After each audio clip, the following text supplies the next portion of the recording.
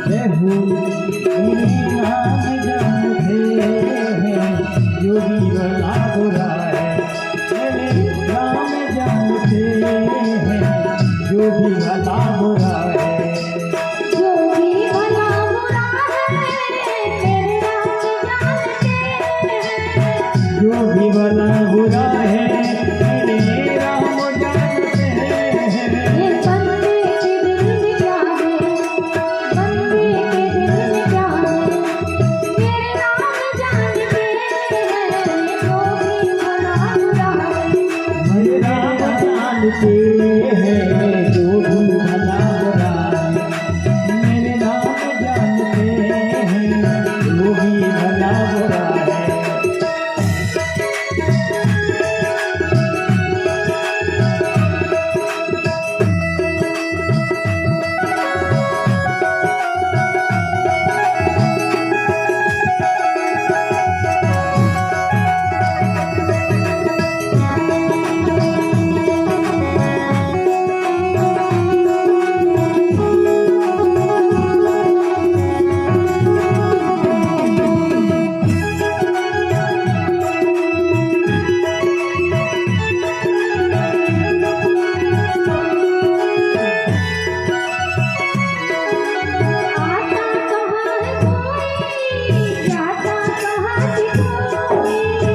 आता कहाँ भी कोई, जाता कहाँ भी कोई, आता कहाँ भी कोई, जाता कहाँ ही कोई।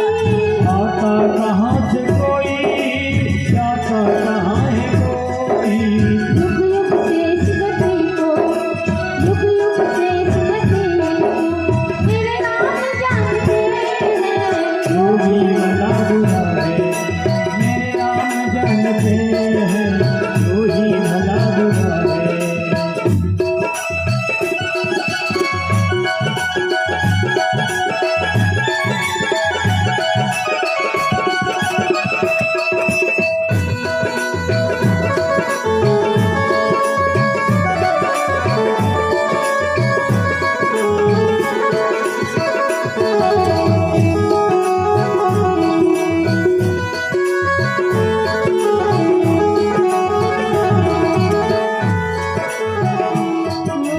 नेकी की बंदगी को मेरे राम जानते हैं। नीति की बंदगी को मेरे राम जानते हैं। श्री राम को पता है व्यक्ति क्या है, श्री राम को पता है कि व्यक्ति क्या है। जो भी भला बुरा है, जो भी भला बुरा है मेरे राम जानते हैं।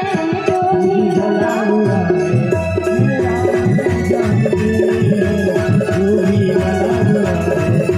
मेरे राम जानते हैं, जो भी भला बुरा है।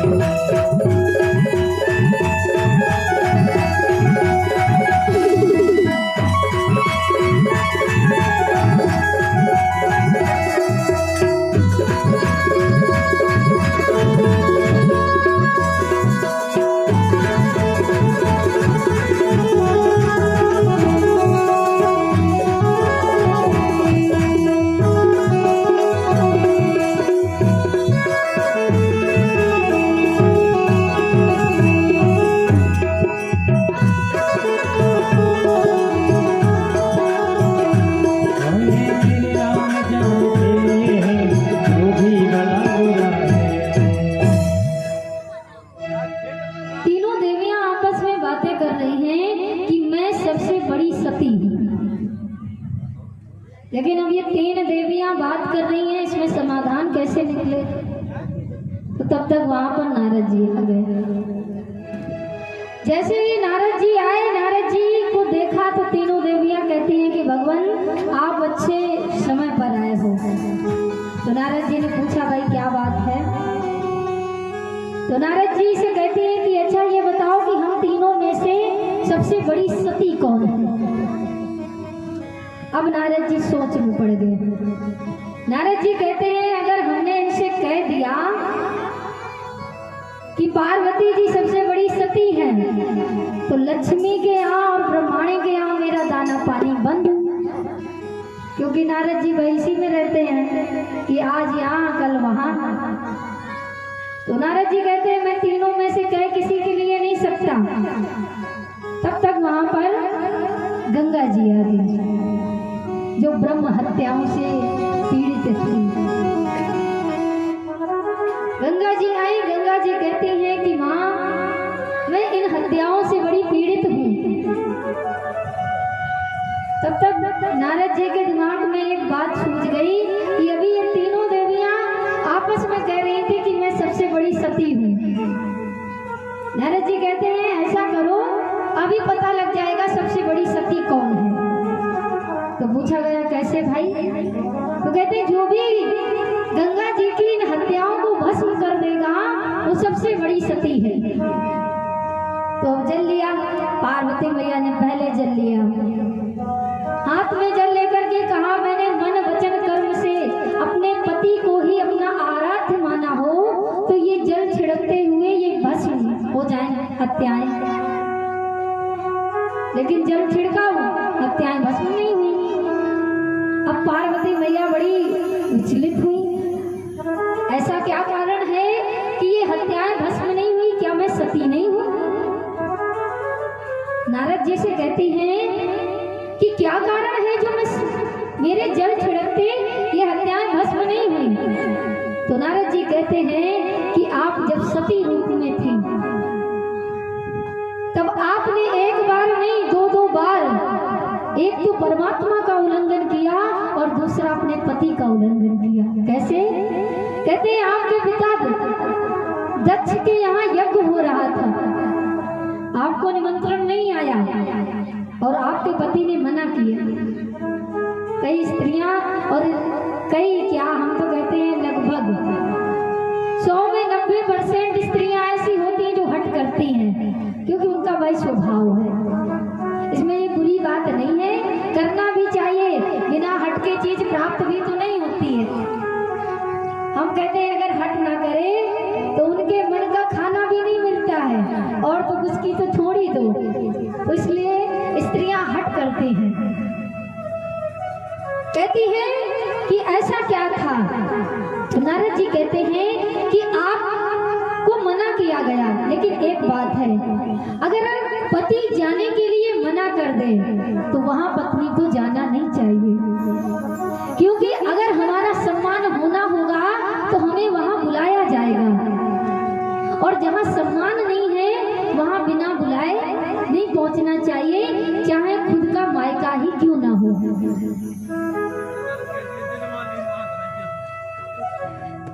अब मानने लगेंगे। देखिए क्योंकि भाई बात मानना बहुत अच्छी बात है, कई बार बात नहीं मानी जाती है तो बहुत चीजें बिगड़ जाती हैं। कथा एक ऐसी है जो हमारे मन को और हमारी दिनचर्या को बताती है कि हमें क्या करना चाहिए। सती को मना किया गया लेकिन गई, वहां पर उनका बड़ा अपमान हुआ। जो बहनें होती हैं, क्योंकि बहनों को निमंत्रण दिया गया है, बहनों का भी प्यार कब तक रहता है? जब तक वो मायके में है, उनका विवाह नहीं हुआ है। जिस दिन विवाह हो गया बहनों का आचरण बदल गया। सती की बहनों ने देखा तो सती की बहन सती से कहती है कि अरे तुम कैसी मुंह उठा करके चली आई? अगर मेरे पति को निमंत्रण न दिया जाता तो पिता के यहाँ सोना भी बट रहा होता, मैं नहीं आती, और तुम बिना बुलाए आ गई। लेकिन सती ने सुन लिया। सती की माँ ने देखा, माँ का हृदय बड़ा कोमल होता है। एक माँ ही मायके में कहा नहीं जाता है कि जब तक माँ है तब तक मायका है, और जिस दिन माँ नहीं उस दिन मायका नहीं। माँ से ही मायका होता है, और माँ चली गई मायका समाप्त। वो तो ये हो गया कि भैया और भाभी के यहाँ हमको जाना है और आना है, मायका नहीं रहा। और अधिकार भी हमारा कब तक रहता है? जब तक माँ है। माँ गई, अधिकार हमारा उसी समय छूट गया। जैसे ही सती की माँ ने देखा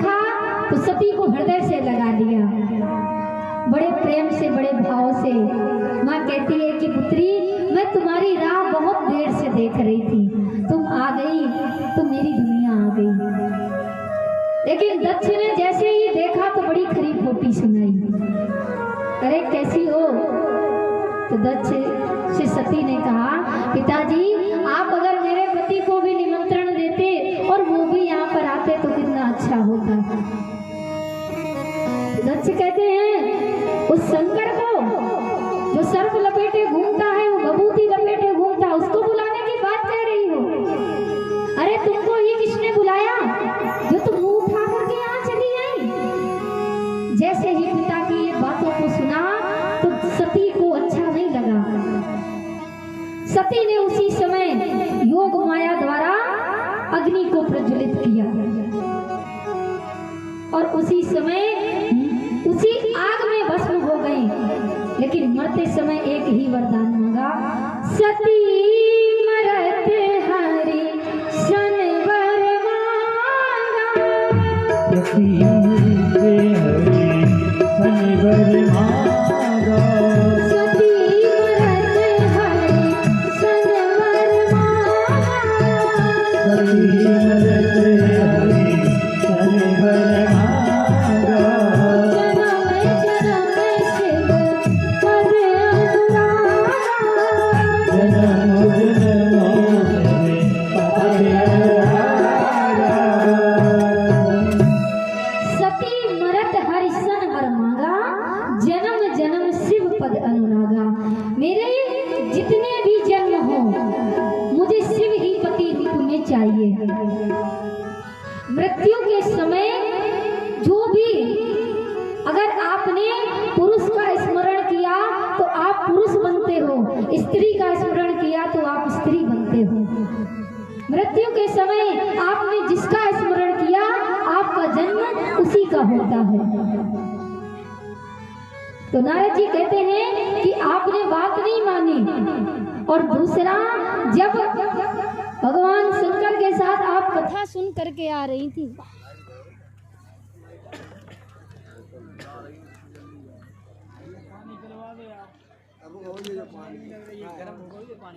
ये वाला तो हो गया है।